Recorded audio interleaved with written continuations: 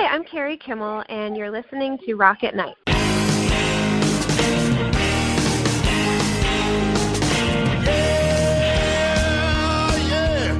are you ready? Hey, tonight I'm gonna take you on a little trip. We're going down south by the mighty Mississippi. I'm gonna take you to a place where lights never dim. Bring your mother, your brother, and your best friend. I'm gonna show you where they dance out in the street. They'll tell you all about your body heat. Not gonna talk about it, just gonna do it.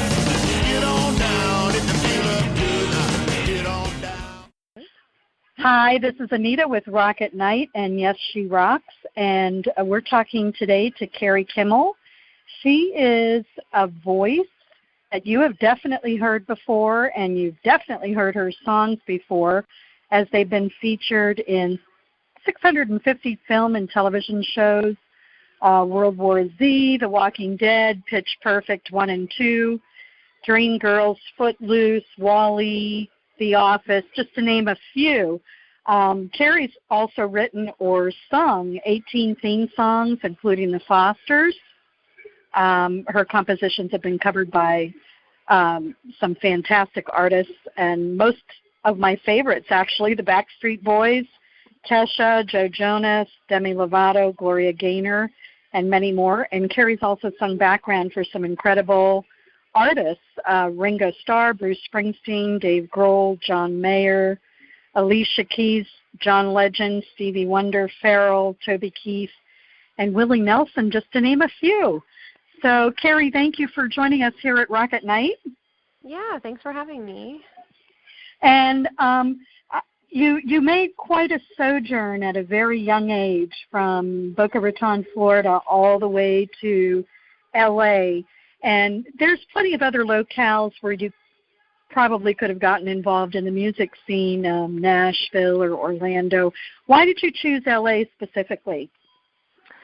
Well, I always wanted to go to LA, and I actually did make a stop in between Florida and LA to Nashville. So I was in Nashville for a little while, but it really, LA was really where I needed to be for the kind of music that I did. And when I was in high school, my mom, I told her I wanted to go to LA, and she pulled out a map and she cut it down in half, the United States in half, and she said, you can't go on this side, you can only go on this side. So I basically was looking at places in North Dakota, like right up against the line, but I really wanted to go to LA. So I went to Nashville first to kind of just ease it in a little bit, and then I wound up in LA. So what kind of artists did you listen to as a child? Who were the artists that really got you completely immersed in music and knowing that you wanted to do that? Yeah, I think I listened to a lot of the same music that my mom listened to, and she listened to a lot of Carole King and Elton John, and I became just huge fans of that music, Stevie Wonder, lots of Motown. So I think I've always been into more kind of, classic, like oldies, and that's definitely, taken part in some of my songwriting as well. But that's definitely where most of my musical influences come from. So when you started writing, about how old were you? My first song, I probably was around, 13, something like that. My songs were not very good back then, but yeah, I would sit at the piano and I would just kind of come up with melodies and lyrics. And my first official song that was, a real song was probably around 13. Now, how many instruments do you play, or what? Did you start on guitar or did you start on piano? I started on piano. I took piano lessons when I was little. My mom made me, and I'm really glad that she did, even though I hated it when I was younger. Right.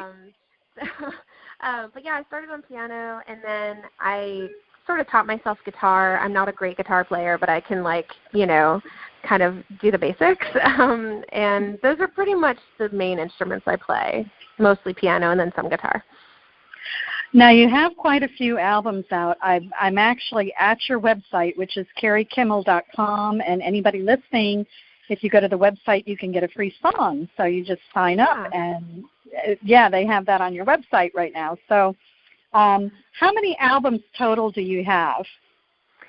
I think I have 5 or 6 full albums, and then I have a lot of singles that I've released, and then quite a few EPs as well. I've kind of released them in conjunction with a lot of film or TV placements, and so sometimes I kind of hold off and I release an entire album, but a lot of the times I have a song that is on a show or it's in a film and I really want to get it out, and so I just release it as a single at that point.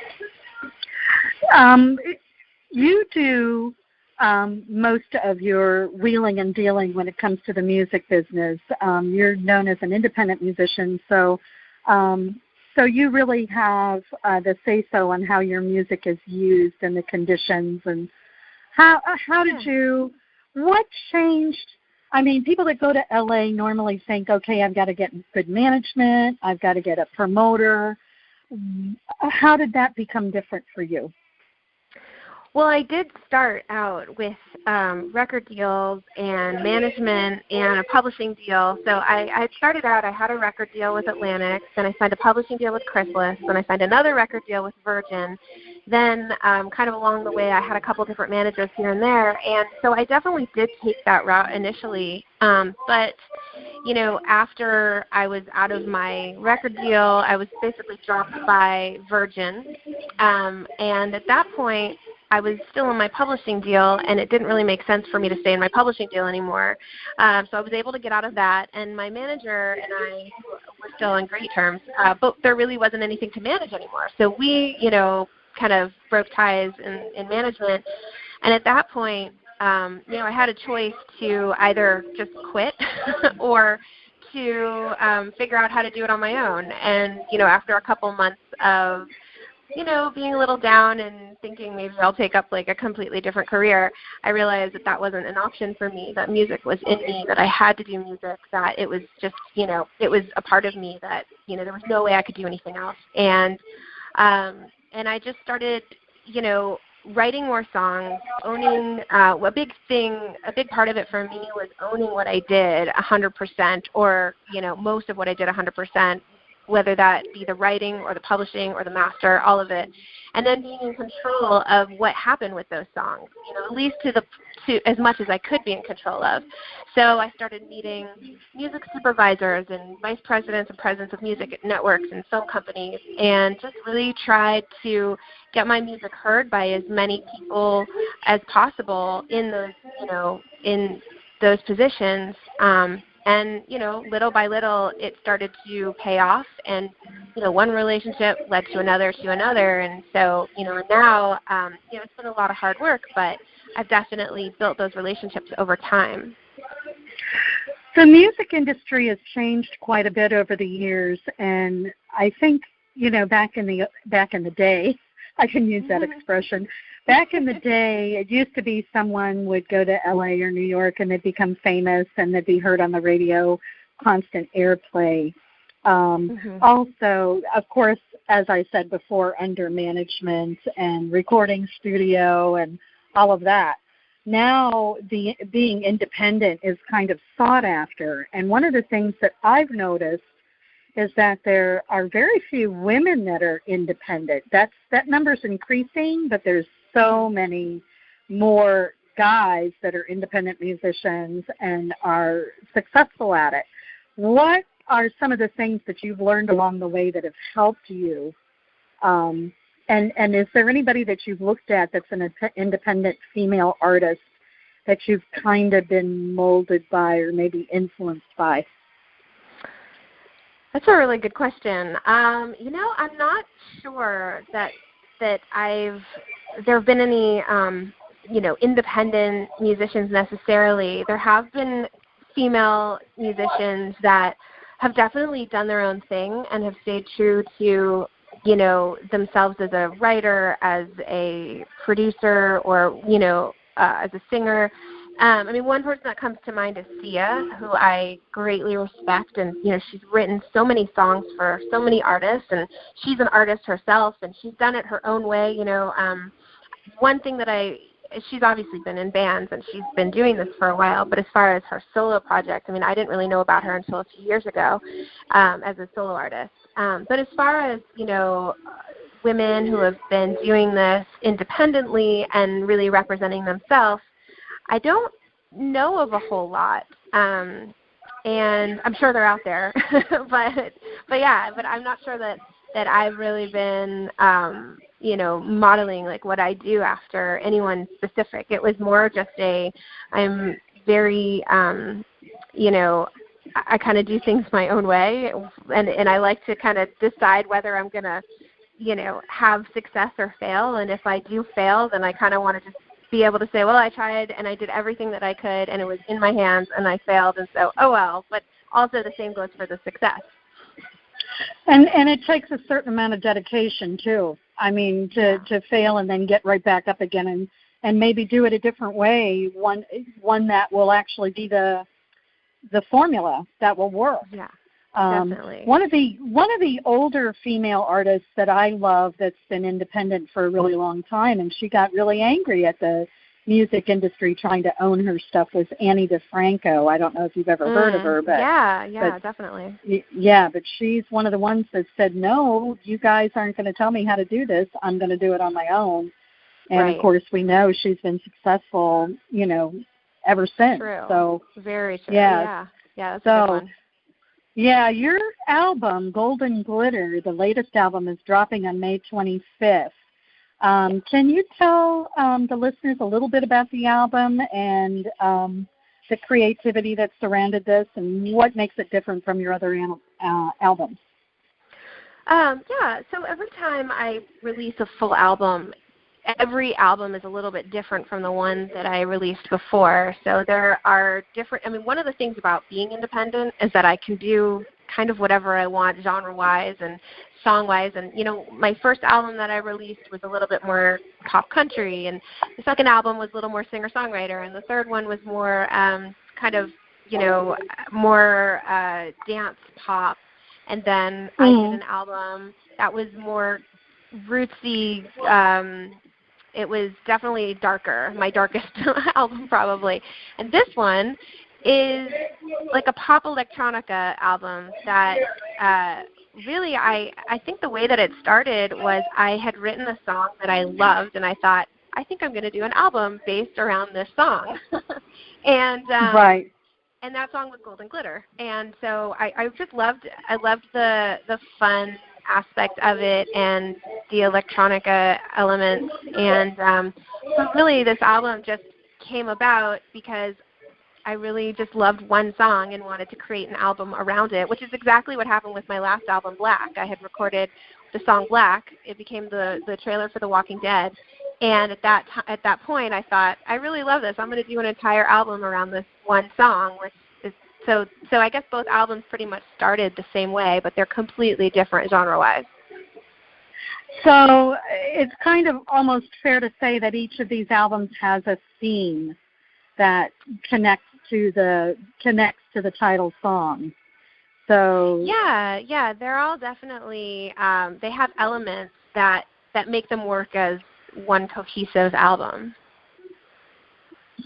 Interesting. I've heard a couple of the cuts off of it, and it sounds really, really good. I can hardly wait till it drops. So I was going to ask you about what about the process of the recording, because that seems to be probably the most difficult part of getting an album down is the recording part. What about that process? What is your favorite part of that process? And what's the part you like the least? Well, I think the whole process, there are parts of it that I really enjoy. I love coming up with an idea that is exciting to me. I get really bored of things very quickly. So if I'm working on a song idea and it's something that I'm just not, really able to kind of follow through within like 15 minutes, I pretty much just quit. So most of my songs are written really quickly, or they're never written at all. So I'll start ideas and then I'll either just finish them right away because I love them so much, or I'll abandon them completely, and they'll just be little starts of ideas that never see the light of day. And so I love the creating part. I think lyrics are probably, I love when they come together, but they're probably more difficult than the rest of the process. Lyrics usually come really quickly to me in the beginning, and then when it gets to, like, you know, verse 2 and the bridge, right. I'm like, and now I have to really think. So, you know, so that it actually makes a little bit of sense. But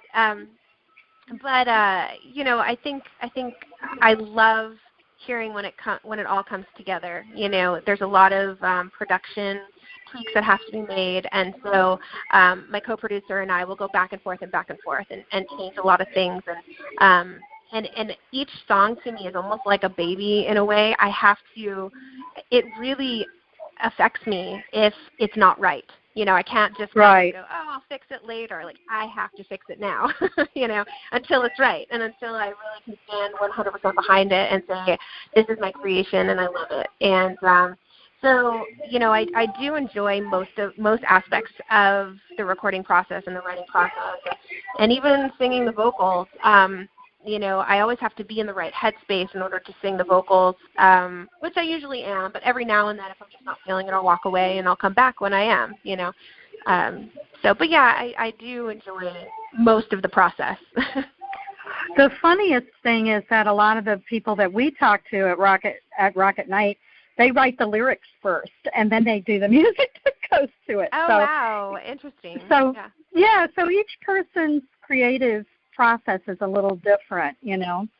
Now you're repping bands, 200 bands it says here. So tell me a little bit about that. What is it that you are helping them with, and what do you want to teach them specifically that they might not know about? Well, the bands that I rep are specifically for film and TV placement. So over the years, I've, you know, like I said before, I've been forming these relationships with music supervisors and you know, VPs and presidents of music at different companies and trailer houses and ad agencies. And I started receiving requests from them for things that I didn't have. So whether it was like hip hop or boy band, obviously I wasn't going to have that kind of music. And at the same time, there were bands that were reaching out to me asking me who placed my music. And I said, well, most of my placements come from me. And so they asked if I would rep them for film and TV, which was very strange to me. It was never anything that I thought I would do, but it just made sense. And so I, you know, because I was receiving these requests from music soups and I was having bands ask me if I would rep them. So it just made sense to kind of like marry the two. And I slowly started taking on bands, and that's grown over the last 3 years to around 200 bands. And so now I rep them for film and TV placement, and I've been getting them a bunch of placements in different shows and films and trailers and promos. So it's gone really well. Wow. So you have pretty much a self-made career that you might not have had if you had gone anywhere else. Like if you had chosen Nashville or New York, it might have been harder to get that happening, you know. So what do you now? We're going to go to a couple personal questions. What do you do when you're not doing music? What's your fun thing? Well, I have 2 kids, and they keep me extremely busy. So if I'm not doing music, I'm pretty much doing something with them.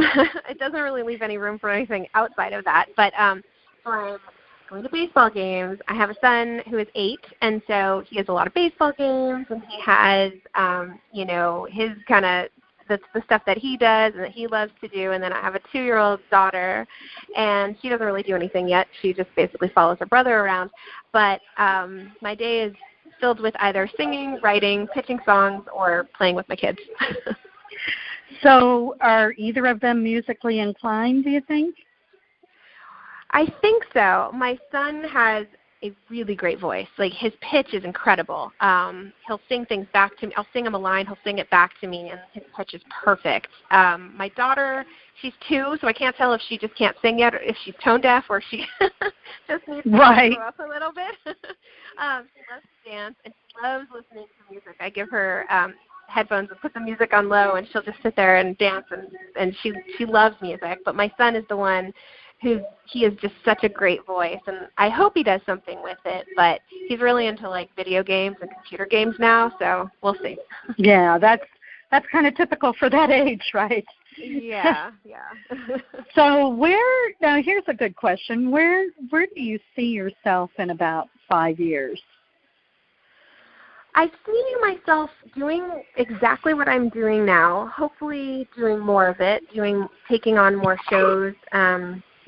One of the things that has been really fun is I've been working on some kids shows, and one of the shows I'm doing a lot of the music in the show, and so that's been a lot of fun. I love being able to do so many different types of music. So kids music, dark, creepy trailers, everything, pop music. So I love what I do. I don't really see a whole lot changing. I just hope that I can still do what I'm doing in 5 years and do even more of it and have even more people hear what I'm doing. And you've been able to do this, which is kind of incredible, without developing a public persona, where you're not like the Instagram person, or people aren't talking about you, or in other words, your reputation is out there as a musician and nothing else, which is really good. And that's probably really hard to do in LA, because if you're in the entertainment business, it seems like if you're in LA, it becomes a very small town, Yes, that is true. Yeah, I'm definitely a pretty private person, and I like to keep my life as, kind of contained as possible. And so, I put out there what I can, and, I'm always trying to, like, push myself to put a little bit more out there. But in reality, I'm, like, such a private person, and I love my life the way that it is. I love being able to create music and be that kind of almost behind-the-scenes person. I know a lot of people, they hear a song of mine and then they're trying to figure out, who I am, and that's fun, and I love that. But, I've never really been into touring or, being that type of an artist. I love being an artist kind of on my terms, Right. Now, tell people how they can find you online. So I'm on Instagram, I'm on Facebook, I'm on Twitter, my website. If you sign up for a song, then I send out little newsletters, just kind of, saying what's going on, at that time, and, songs that are in shows, or sometimes I just send out, like, a new song that only the people that are on my mailing list will get. And if you sign up at KariKimmel.com, and you put your email in, then you're automatically added to that list. And where else am I? I guess I'm on all the main social media. Well, it looks like Bandcamp, iTunes, YouTube, SoundCloud, Instagram, Twitter, and Facebook, which is pretty, it's pretty normal for most musicians to be on those. But thank you for talking to Rock at Night. It was a pleasure. And what if you could give any short advice to musicians that are out there trying to make it, what would you say? I would say be the best that you possibly can be at what you do, because there are so many people trying to do exactly what you're trying to do. And, be dedicated, work really, really hard, and just try to create the absolute best music product that you can. Thank you so much, Kari Kimmel, and thanks to everybody listening. You can check Kari Kimmel out at her website, KariKimmel.com, and be sure to sign up. And thank you so much. Have a good day, Kari. Thanks. You too. Bye-bye. Bye. You're listening to Rock at Night. Thanks for the intro melody. It's called Get On Down by Billy Bass Alford. Thanks.